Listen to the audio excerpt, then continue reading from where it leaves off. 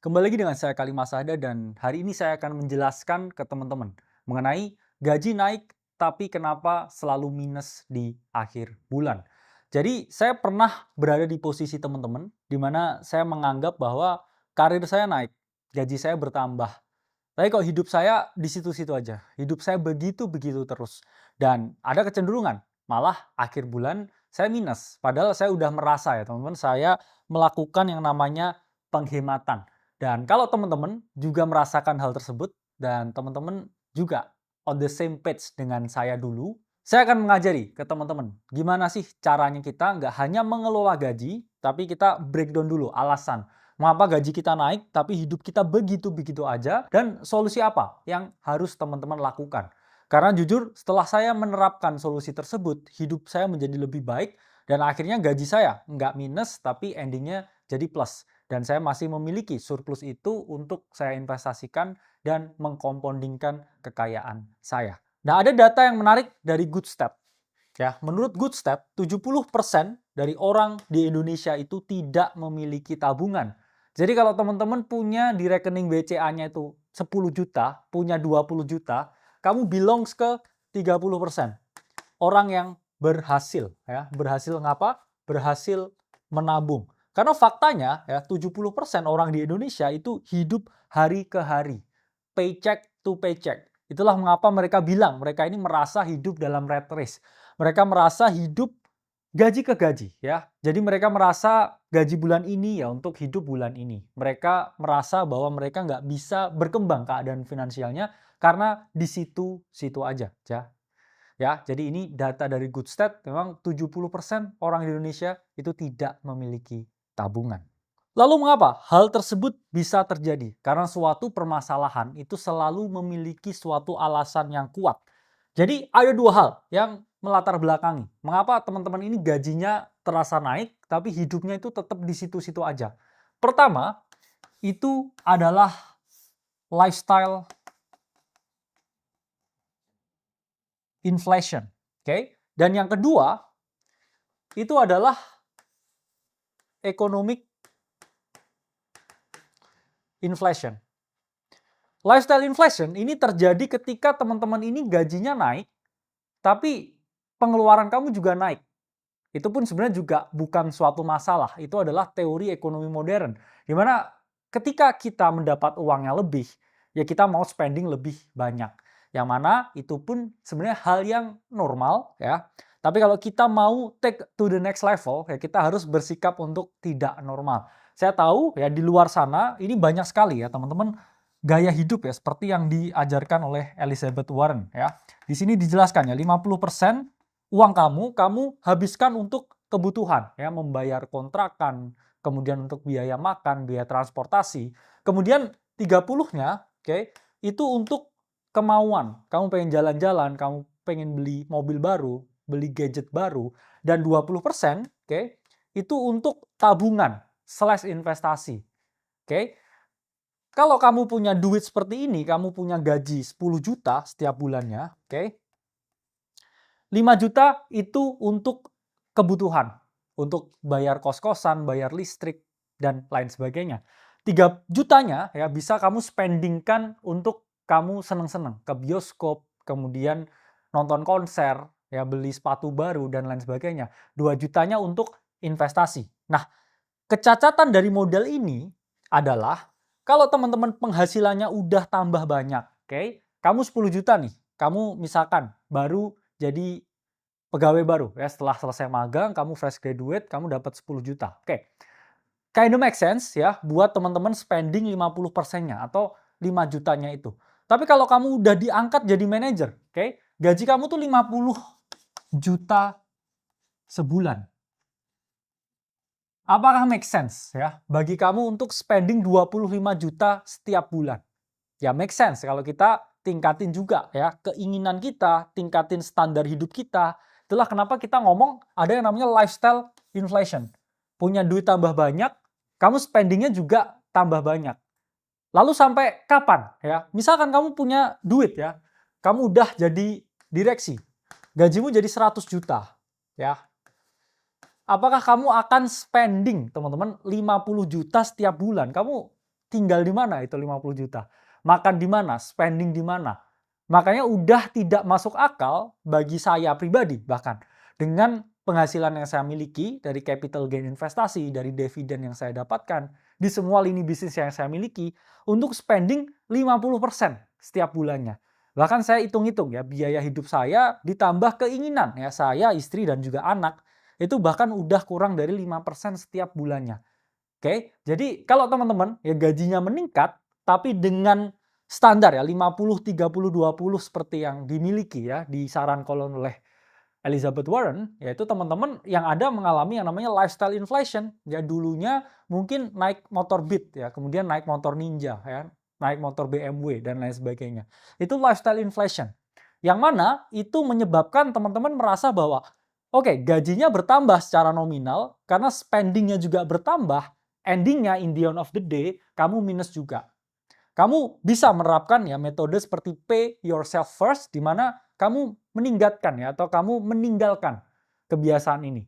Jadi kamu kalau punya duit, kamu sisihkan dulu untuk investasi, untuk tabungan, baru sisanya ya untuk kebutuhan. Apalagi kalau kamu gajimu udah bertambah. Jadi kalau gajinya ini masih UMR ya atau masih 10 jutaan, kamu pakai 50, 30, 20 itu masih masuk akal. Tapi kalau gajimu bertambah, hati-hati nih ya dengan yang namanya lifestyle inflation. Karena apa? Karena dulu pun saya juga ketika mengalami kenaikan gaji, ya saya pun berpikir ya lifestyle saya nggak boleh naik. Bahkan investasi saya udah di angka miliaran, saya itu masih makan di pinggir jalan, ya masih sama ya dengan gaji UMR yang saya miliki. Kemudian yang kedua ada yang namanya economic inflation. Mungkin teman-teman di sini udah jadi orang yang hemat. Gaji kamu naik, kamu nggak meningkatkan ya gaya hidup kamu. Hidupmu tetap frugal living. Kamu pun juga udah mengeliminasi semua keinginan-keinginan, udah nggak nongkrong, udah nggak nonton konser, udah nggak staycation ke luar negeri, tapi masih merasa, loh saya kok udah rajin menabung. Saya juga udah nggak spending apapun. Kenapa saya masih di sini-sini aja keadaan ekonominya? Jawabannya teman-teman, ada yang namanya economic inflation. Yaitu adalah suatu keadaan ketika kenaikan gaji yang kamu miliki itu tidak mengalahkan kenaikan inflasi. Oke? Ini terjadi ketika ya inflasi itu naik lebih tinggi ya daripada kenaikan gajimu. Ya, ini adalah gajimu. Oke? Ini adalah inflasi.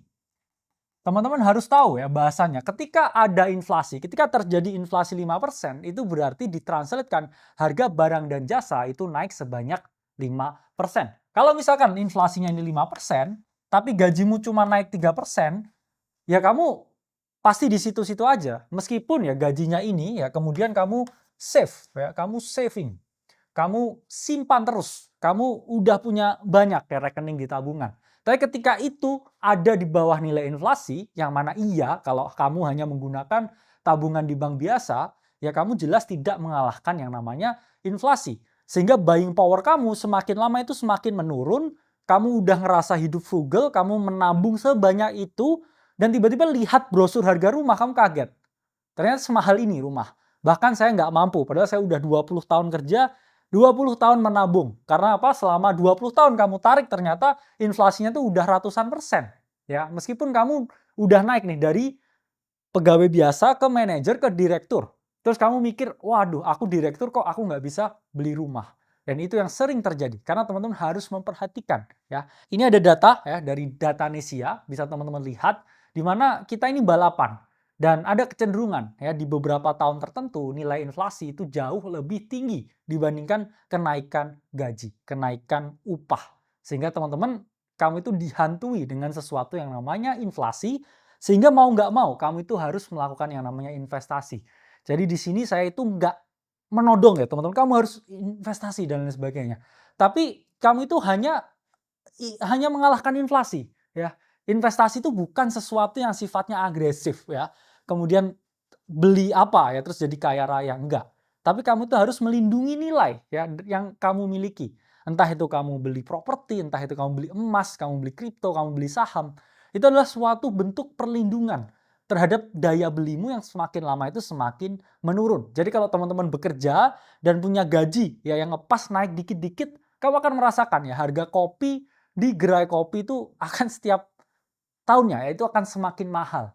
Jadi kamu Harus ya, kamu itu harus bergerak karena kalau enggak, kamu itu nggak bisa mengalahkan yang namanya inflasi.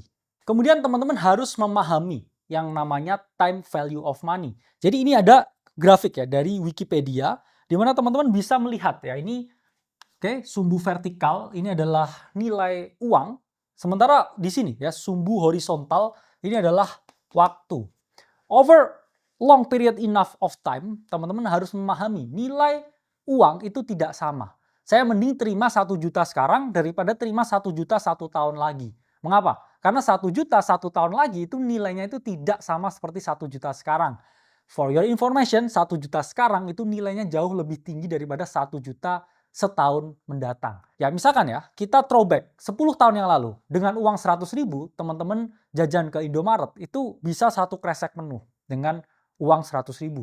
Sekarang teman-teman coba 100.000 ke Indomaret, saya pengen tahu dapat apa. Pasti hanya dapat 3-4 item aja. Itulah menunjukkan ya teman-teman kalau harga barang dan jasa semakin tahun itu semakin meningkat. Karena apa? Karena jumlah uang itu semakin banyak. Sehingga karena jumlah uangnya semakin banyak, nilai dari uang itu mengalami yang namanya penurunan. Jadi misalkan ya di sini $1.000, oke? Selama 20 tahun, oke, atau lebih atau 100 tahun itu nilainya akan seperti ini, teman-teman. Karena apa? Daya belimu, daya beli dari uang yang kamu pegang, uang yang kamu simpan itu mengalami penurunan. Jadi teman-teman harus sangat hati-hati ya. Lebih baik terima kapan ya? Terima sekarang daripada terima 5 tahun lagi, 10 tahun lagi. Terus kamu kalau dapat ya interest rate ya atau kamu dapat bunga setiap tahun, yang mana bunganya itu tetap dan nggak bisa mengalahkan inflasi, ya daya belimu tergerus hingga suatu saat kamu udah nabung 10 tahun, kamu beli rumah dari tabunganmu itu kamu nggak bisa. Kamu tiba-tiba mau investasi saham tapi uangnya juga nggak ada. Karena apa? Karena kamu tergerus ya dengan yang namanya economic inflation yang tingginya itu mengalahkan kenaikan dari gaji yang kamu miliki. Padahal kamu udah naik pangkat, naik jabatan, tapi ngerasa nggak bisa beli apa-apa. Lalu, apa langkah secara spesifik supaya saya bisa keluar dari rat race ini? Supaya saya ini gajinya bertambah tapi nggak minus lagi. At least ya saya punya sesuatu yang bisa saya lindungi untuk kehidupan saya di masa yang akan datang. Pertama, teman-teman harus mengeliminasi yang namanya 50, 30, 20. Seiring dengan kenaikan gaji yang teman-teman miliki. Ini masih relevan kalau 10 juta. Ini 20 juta masih relevan ya, tapi kamu akan tertinggal ya kehidupannya. Di atas 50 juta atau udah di 50 juta, 50, 30, 20 itu kurang bijak untuk diterapkan. Bayangkan teman-teman setiap bulan bisa spending 25 juta dengan uang 50 juta yang dimiliki. Oke?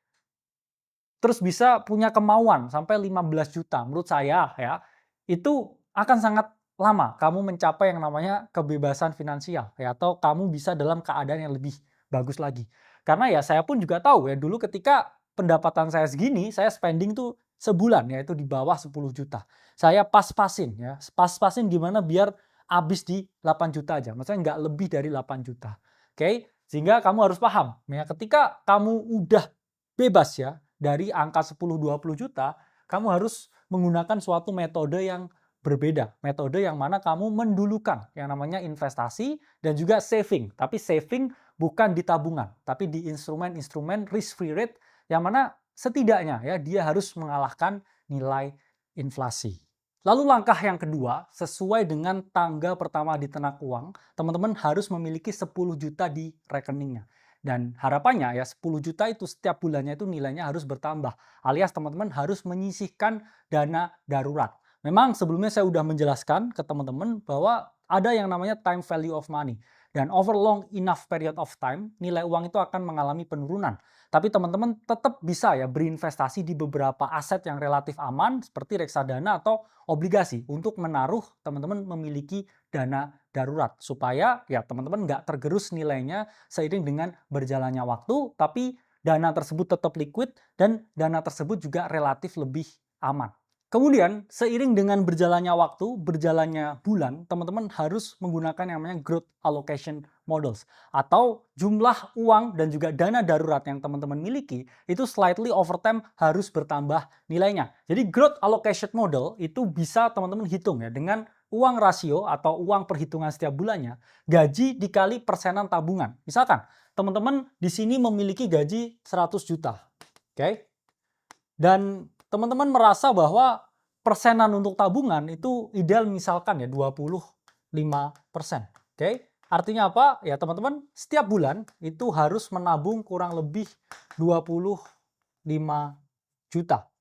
Lalu, sisa tabungan atau jumlah tabungan dari bulan sebelumnya, itu teman-teman kalikan 10% dan itu adalah jumlah yang teman-teman tambahkan untuk bulan selanjutnya. Jadi, kalau begini ya, sisa tabungan itu adalah 25 juta, teman-teman kalikan dengan 10%, oke, itu jadinya 2,5 juta. Jadi di bulan pertama, oke, teman-teman menabung itu sebanyak 25 juta. Tapi di bulan kedua ya, teman-teman harusnya menabung itu meningkat, yaitu adalah 25 juta ditambah dengan 2 juta 500 ya. Jadinya adalah 27.500. Artinya apa? Ya, kemudian kamu kalikan lagi di tahun ketiga ini dengan 0,1 atau kamu kalikan 10%. Artinya seiring dengan waktu jumlah tabungan yang kamu miliki itu harusnya bertambah. Ini adalah bentuk aplikasi dari Growth Application Model. Jadi setiap saat ya jumlah tabungan yang kamu alokasikan itu bertambah. Tapi ya jangan menabung biasa atau menabung di bank yang konvensional. Kamu lihatlah ya beberapa aset yang memiliki risiko relatif rendah dan dia relatif bisa mengalahkan inflasi. Jadi setiap bulan ya jumlahnya ini akan terus bertambah ya karena dari pokok atau tabungan di bulan sebelumnya ini kamu kalikan 10% dan kamu tambahkan terus. Lalu selanjutnya teman-teman lunasi utang dan hindari budaya konsumtif. Hindari pakai kredit card. Karena saya itu juga tidak punya kredit card ya dulu. Sekarang ada untuk beberapa kebutuhan tertentu. Untuk kebutuhan-kebutuhan subscription atau belanja barang ya di luar negeri yang mana sifatnya saya gunakan untuk produktivitas. Jadi saya dulu pun tidak menggunakan kartu kredit karena apa? Saya tahu bunganya tinggi dan juga beban operasionalnya itu relatif banyak. Tapi kalau teman-teman mau berhutang tapi itu sifatnya konsumtif itu maksimal ya teman-teman itu adalah 30% dari kamu punya liquid capital. Kalau kamu punya duit cuma 100 juta, kamu boleh utang, oke? Maksimal itu adalah 30 juta.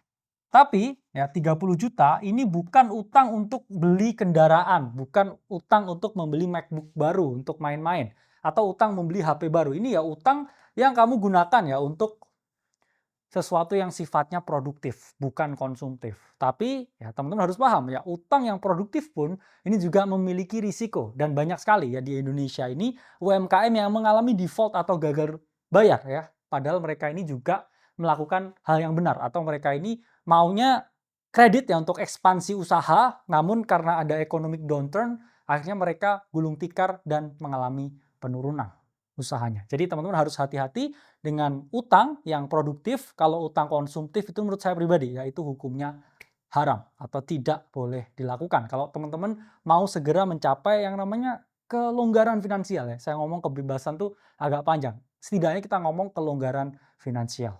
Lalu selanjutnya, teman-teman ketika udah punya tabungan, kayak tabungan bertambah, beberapa utang juga udah dilunasi, selanjutnya teman-teman berpikirlah untuk melakukan yang namanya investasi ya. Investasi itu ada dua, teman-teman ya, investasi ilmu dan juga investasi keuangan atau investasi finansial. Investasi ilmu ini apa bentuknya ya? Teman-teman lihat video saya sekarang secara gratis di sini, itu kamu udah berinvestasi ilmu. Kamu udah ngerti, akhirnya oh ternyata investasi itu konsepnya seperti ini, ternyata ada rasio-rasio yang harus saya perhatikan. Itu juga investasi ilmu. Karena dulu saya ingat ya ketika saya itu masih gembel ya, masih kere, itu saya selalu kebanyakan ya keinginan saya, healing saya itu saya beli buku. Terus saya baca buku. Dan saya beli bukunya yang original ya dengan bahasa Inggris supaya apa saya ngerti dan saya menghargai karyanya. Jadi bisa banyak hal ya investasi ilmu. Teman-teman bisa ikut kursus, kemudian jago fotografi, jago videografi dan lain sebagainya. Akhirnya mendapatkan keuntungan ya berupa skill, lalu skillnya itu bisa mendapatkan uang yang lebih banyak, lalu pendapatan teman-teman juga bisa meningkat. Dan kalau teman-teman mau belajar, teman-teman bisa bergabung ke komunitas gratis kita. Linknya ada di bawah. Setiap hari saya akan menyampaikan materi seperti ini ya untuk teman-teman semuanya. Dan yang kedua, ya ini bisa investasi keuangan ya. Tapi investasi keuangan ya ini tadi sifatnya itu defensif ya, melindungi diri kita dari yang namanya inflasi. Dan investasi keuangan itu harus sesuai dengan risk profile yang teman-teman miliki. Ada orang yang risk taker, ada orang yang risk averse. Jujur ya, saya itu orang yang relatif risk averse. Saya itu selalu melihat sesuatu itu dari sisi negatifnya. Misalkan saya mau membeli suatu aset, saham, kripto. Saya berpikir, oke, berapa banyak uang yang saya bisa hilang dari sana. Saya nggak berpikir seberapa banyak keuntungan yang bisa saya dapatkan dari sana. Saya selalu melihat risikonya. Itulah mengapa ya dari tahun ke tahun, ya alhamdulillah saya nggak pernah mengalami yang namanya kerugian investasi. Karena saya selalu memiliki prinsip, oke lah, mending saya nggak untung sama sekali daripada saya kehilangan sesuatu. Makanya saya investasi itu sesuatu yang pasti-pasti aja. Sesuatu yang saya lihat ada yang namanya asymmetric bet. Sesuatu yang menurut saya ya probabilitas naiknya tuh lebih dari 70-80%. Kalau probabilitasnya nggak 70-80% naik, itu saya tidak mau ambil investasi tersebut. Dan ada juga ya orang yang cenderung risk taker. Ya risk taker itu sangat berani dengan keputusan semua asetnya diinvestasikan dan lain sebagainya. Tapi saya orang yang cenderung melihat sesuatu itu dari perspektif risikonya, tapi bukan dari perspektif returnnya. Yang mana akan kita bahas ya perspektif risiko dan return habis ini, oke? Ini teman-teman bisa melihat nih di sini. Ada yang namanya tabel kenali diri. Banyak orang yang tidak bisa expand di dalam hidup karena mereka ini tidak bisa melihat dirinya secara utuh. Ada orang yang sebenarnya orangnya itu risk averse, orangnya penakut, tapi coba-coba investasi di kripto karena semua orang investasi di sana. Akhirnya dia nggak tahu apa yang dia lakukan dan dia nggak tahan melihat volatilitas yang ada. Padahal dari awal kalau dia tahu, oke, saya risk averse, ya udah saya ke risk free asset. Tapi kalau teman-teman emang dari awal risk taker, ya teman-teman harus tahu kalau ada risiko volatilitas di berbagai aset seperti kripto dan juga saham. Ya, kalau teman-teman ya ini cenderung risk averse, targetnya itu hanya 5-9% per tahun. Targetnya apa? Yang melindungi diri kalian dari yang namanya inflasi. Tapi kalau risk taker itu sesuatu yang lebih dari 15%, itu seseorang yang udah tergolong ya risk taker. Dan meskipun saya orangnya risk averse, tapi jujur ya, year to date sampai sekarang kenaikan portofolio pribadi saya itu mencapai 44%. Ya, saya punya exposure di kripto, saya punya exposure di saham, saya juga punya exposure di gold, yaitu saya naik yang 44%. Jadi meskipun ya saya orangnya ngomongnya emang risk averse secara karakter. Tapi ya kenaikan porto saya yaitu 44% ya YTD ya year to date. Kenapa? Ya karena saya melihat yang namanya asymmetric bet. Saya atur ya, saya pakai prinsip risk parity yang diterapkan Ray Dalio. Oke, kalau misalkan ini asetnya lebih volatil, saya sekian persen. Kalau ini asetnya lebih stabil, saya sekian persen. Dan saya berfokus ya pada sesuatu yang saya hampir bisa lihat, oke ini pasti naik. Probabilitas naiknya itu sangat tinggi. Jadi saya berfokus ke aset yang memiliki ya potensi asymmetric bet. Oke. Selanjutnya, kalau orang yang cenderung risk averse, apa sih produk mereka? Ya, pasnya RDPU, reksadana pasar uang, obligasi, emas ya. Saya pun juga anggap emas ini seperti cash ya di portofolio saya. Memang lebih volatil dari cash, tapi kalau saya tarik ya, potensi returnnya itu jauh lebih tinggi. Karena ya kita lihat ya, emas itu returnnya 20 tahun terakhir ya jelas dia mengalahkan yang namanya uang fiat, oke. Dan selanjutnya, kalau kamu cenderung risk taker, kamu cenderung berani, saham. Oke, jadi saham itu pun juga memiliki risiko volatilitas. Saham itu juga relatif volatil. Ada juga kripto, ada juga properti. Memang properti nilainya cenderung naik, tapi teman-teman harus perhatikan juga. Ada namanya risiko likuiditas. Kamu jual rumah itu belum tentu 3 tahun laku. Apalagi rumahnya spesifik, rumahnya yang mewah. Bisa 5 tahun, bisa 10 tahun, dan tambah lama harganya itu meningkat, tapi yang mau beli itu nggak ada. Oke, itulah mengapa saya ngomong properti itu risiko. Risikonya apa? Risiko likuiditas. Dan untuk orang yang risk averse ya, drawdown-nya itu cenderung maksimal 5%. Tapi kalau risk taker itu bisa nahan 30%. Jadi saham pun juga sama. Saham pun karakteristiknya volatilitasnya itu juga mirip dengan kripto. Karena kalau kita lihat S&P 500 setelah kebijakan tarif Trump, itu teman-teman harus tahu ya, SPX drawdown-nya itu negatif 22% setelah kebijakan tarifnya Trump. Bitcoin berapa banyak? Ya, kalau kamu hitung 33% ya setelah kebijakan tarifnya Trump. Jadi ya BTC dan juga S&P ini padahal indeks yang orang paling bilang ini paling aman, ini buat naruh dana pensiun. Karena dia drawdown-nya itu juga bisa 22%.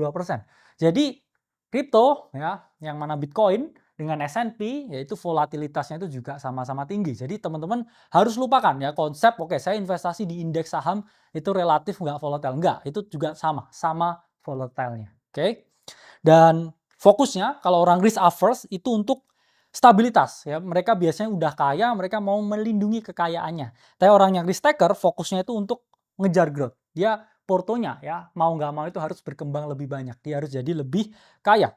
Selanjutnya risk averse itu sangat terdiversifikasi ya seperti saya memiliki banyak sekali aset. Bahkan saya menganggap jam tangan, lukisan itu juga aset yang mana itu saya beli juga. Saya melindungi diri saya dari inflasi bahkan dengan membeli jam tangan. Karena apa? Jam tangan dan beberapa tas-tas mewah itu returnnya itu kadang ya teman-teman mengalahkan return dari pasar saham. Itulah mengapa ya saya melihat semua aset kelas dan saya lebih terdiversifikasi di sana. Sambil saya juga fokus ke bisnis dan juga mengembangkan ya kenaikan atau saya memperoleh kenaikan dari bisnis yang saya jalani dan saya tekuni. Dan ya diversifikasinya untuk risk taker cenderung konsentrasi ya. Kalau kita ngomong Charlie Munger kan pernah bilang 3 investasi itu udah cukup untuk merubah kalian. Itu kalau investasinya benar. Dia tahu banget apa yang dia investasikan dan menurut saya 3 aset aja ya untuk investasi itu orang yang risk taker ya karena itu resikonya itu juga relatif lebih tinggi.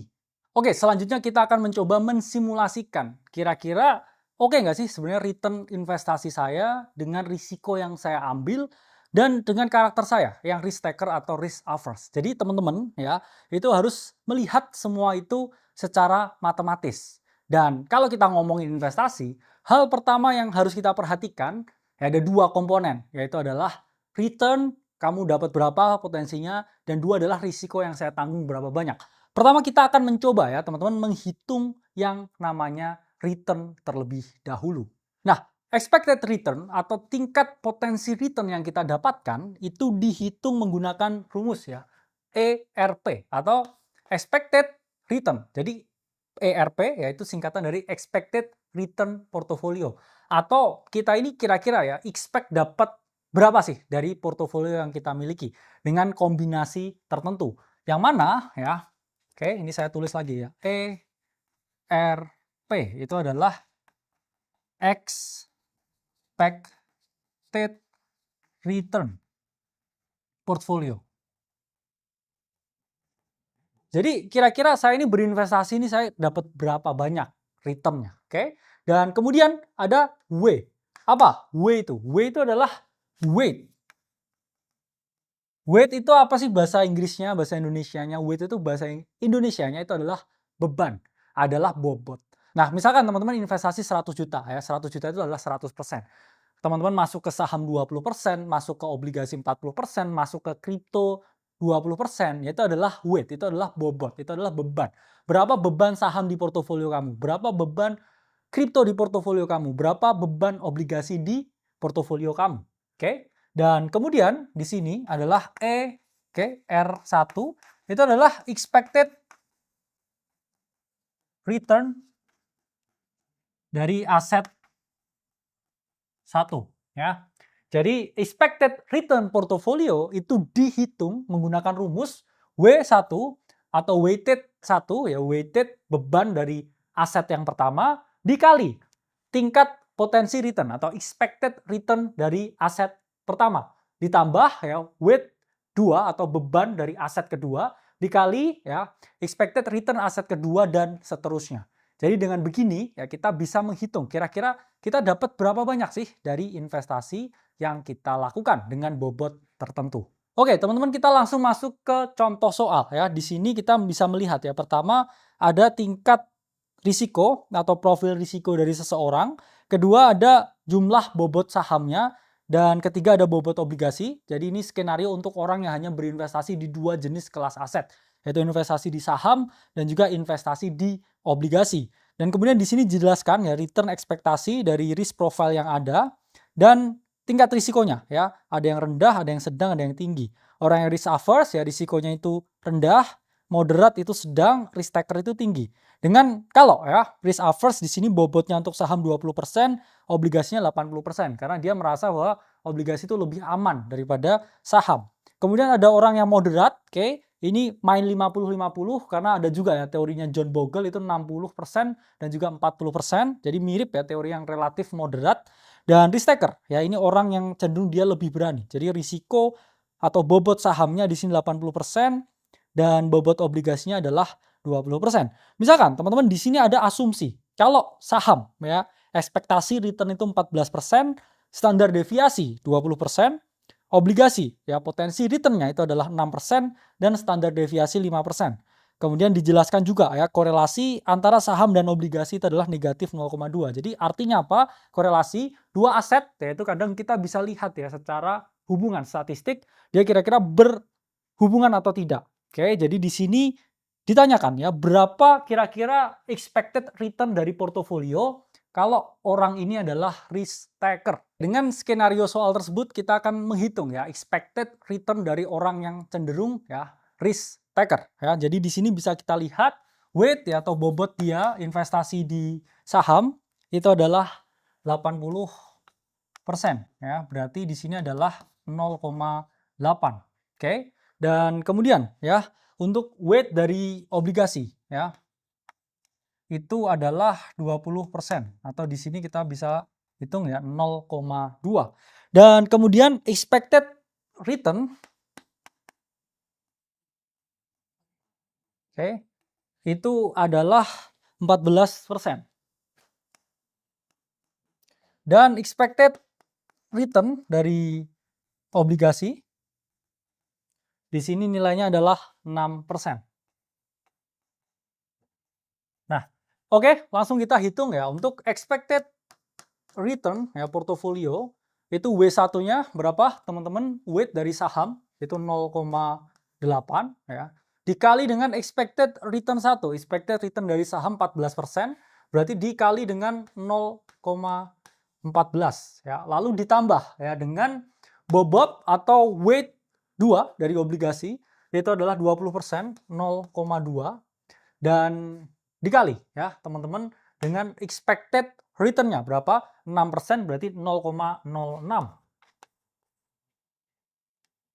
Dan di sini ketemu hasilnya 0,124 atau di sini 12 ya, 4% ya kalau kita kali dengan 100. Nah, berarti ya dengan komposisi orang yang risk taker ya beliau ini bobotnya di saham 80%, oke, kemudian expected return dari saham ya itu setahun 14% dan bobot obligasinya oke ini hanya 20% dengan expected return 6% setiap tahun. Jadi dalam satu tahun ya expected return dari portofolionya itu adalah 12,4%. Oke, kita udah menghitung mengenai returnnya. Selanjutnya kita menghitung mengenai risikonya. Jadi udah saya jelaskan bahwa investasi itu ada dua, ada return ya potensi pengembalian hasil dan juga ada risiko ya. Dimana risiko ya ini dihitung dengan standar deviasi. Dimana standar deviasi ini menunjukkan ya tingkat volatilitas ya atau volatilnya itu seberapa gede.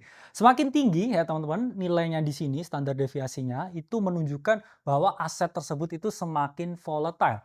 Dimana kalau kita lihat ya di sini kita masukkan dulu tadi weight satunya berapa? Beban dari sahamnya itu adalah 80% atau 0,8. Oke, weight 2-nya 20% atau 0,2 ya.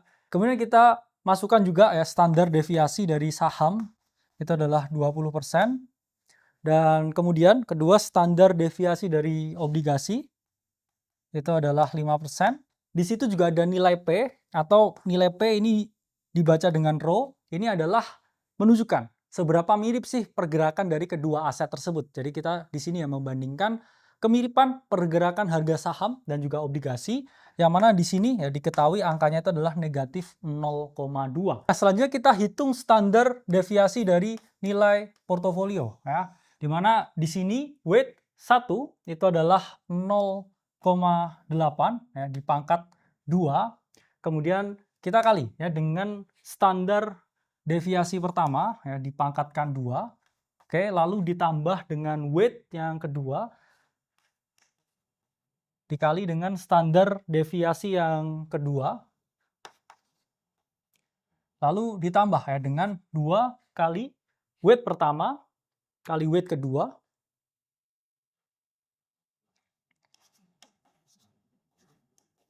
kemudian dikali dengan standar deviasi pertama dan dikali dengan standar deviasi kedua. Kemudian di sini nilai rho-nya ya, jangan lupa dikali negatif 0,2 karena ini menunjukkan ya teman-teman hubungan dan juga korelasi dari obligasi dan juga saham. Nah, udah ketemu hasilnya untuk standar deviasi dari portofolio ya, atau kita ngomong risiko dari portofolionya itu ada di nilai 15,8%. Dengan tadi ya teman-teman expected return dari portofolio itu adalah 12,4%. Jadi orang yang melakukan ya sesuatu yang risk taking ya, ini dengan karakter seperti ini ya, expected return portofolionya itu 12,4% dengan ya potensi risiko 15,8%. Jadi memang kalau dari lihat ya atau dilihat dari perspektif orang yang risk averse ini memiliki kecenderungan ya drawdown yang relatif lebih tinggi dibandingkan ya expected return yang mungkin didapatkan. Dan teman-teman harus melihat ya investasi itu adalah tentang bukan hanya mengatur ya potensi return yang kita dapatkan, tapi juga melihat risiko yang bisa kita terima atau risiko yang mungkin menimpa kita. Oke, kita udah hitung-hitungan ya. Selanjutnya teman-teman kalau mau lebih aman ya gajinya tidak mengalami minus, teman-teman juga harus memperhatikan yang namanya latte effect. Karena teman-teman bekerja di suatu instansi, ya di suatu lembaga, kadangkala ada budaya organisasi tertentu, ada orang yang traktiran, ya ada orang yang ulang tahun, ada orang yang resign, kamu harus belikan donat Jeko dan lain sebagainya. Itu kadangkala membuat yang namanya hidden cost. Ada biaya yang terlalu banyak yang teman-teman ini juga ikut menanggung. Ya itulah mengapa ya saya ngomong ya, bedakan rekening itu 3 ya teman-teman. Rekening 3 seperti ini. Ya, rekening pertama ya untuk saving, ya untuk tabungan. Oke. Yang kedua ya mungkin untuk daily life ya, untuk daily. Oke. Dan ketiga ya siapkan ini untuk hal-hal yang tidak terduga ya, yang sifatnya ini latte effect. Kalau misalkan ya teman-teman ya punya gaji ya 10 juta ya, ini paling pol ya di 500.000 lah ya. Kalau misalkan ya kamu udah limit batasnya ini dan ada temenmu yang traktiran atau ada yang temenmu yang tiba-tiba ulang tahun, ya kamu harus bilang ya nggak bisa kasih kado apa-apa karena teman-teman harus paham ya latte effect itu adalah pengeluaran yang kecil, tapi kalau teman-teman hitung lama-lama dia semakin menggelembung dan kamu nggak sadar. Ya, kamu nggak sadar biaya dari bahan-bahan itu meningkat ya, kemudian biaya dari harga-harga itu meningkat dan kamu setiap hari ya contohnya misalkan ngopi nggak kerasa ya di kedai kopi yang mahal dan kalau kamu akumulasikan ternyata itu udah take space sampai puluhan persen dari gajimu setiap bulan. Jadi kamu kalau mau ya punya gaji yang bertambah tapi tidak minus, kamu juga harus memperhatikan ya potensi latte effect dan juga menunda ya kalau bisa melarang keperluan-keperluan yang tidak perlu. Terakhir ya ini penutup. Gimana caranya supaya gaji saya nggak boncos? Ya jawabannya teman-teman harus memperbesar ya yang namanya input. Karena ya mau nggak mau ya kalau kamu merasa biayamu itu tambah gede, ya gengsimu tinggi, ya kamu nggak harus gedein input. Input ini bisa teman-teman bagi ke 3 hal ya. Pertama adalah main income. Main income. Kemudian kedua ya itu adalah passive income. Dan ketiga itu adalah portfolio income. Main income ya teman-teman mau nggak mau ya tingkatin karirnya, perbanyak gajinya. Kedua passive income ya bangun beberapa bisnis yang sifatnya autopilot yang teman-teman masih bisa dapat keuntungan di sana. Kemudian berinvestasi ya di aset apapun, saham, reksadana, kripto, anything yang mana teman-teman bisa memperbesar inputnya. Kalau ya teman-teman tahu ya kamu punya spending yang cukup gede ya. Jadi harus 3 ini ya. Itulah mengapa saya selalu mendukung teman-teman yang memiliki main income untuk mengeksplorasi waktu mereka ya di hal-hal yang lain. Kamu bisa lakukan apapun, kayak kamu bisa dropshipping, kamu bisa explore AI, kamu bisa jadi content creator, kamu bisa jadi influencer, kamu bisa lakukan apapun ya untuk membangun yang namanya passive income ini, kemudian kamu investasikan jadi portfolio income sehingga ya teman-teman harus paham yang namanya ya input dan juga output. Ya kadang-kala kita nggak bisa membatasi ya segala pengeluaran yang kita miliki, tapi kalau kita ya punya input yang maksimal, kita punya angka ya yang tambah gede, ya kita merasa nggak masalah dengan spending yang kita lakukan. Karena ya hidup cuma sekali, tapi kalau kamu hidup kebanyakan gengsi, ya mending tingkatin money dulu ya. Karena kalau enggak, ya kamu akan menjadi orang yang sangat menderita. Itu dari saya Kalimasada dan semoga video panjang ini bermanfaat dan teman-teman paham esensinya. Sampai berjumpa di video-video selanjutnya.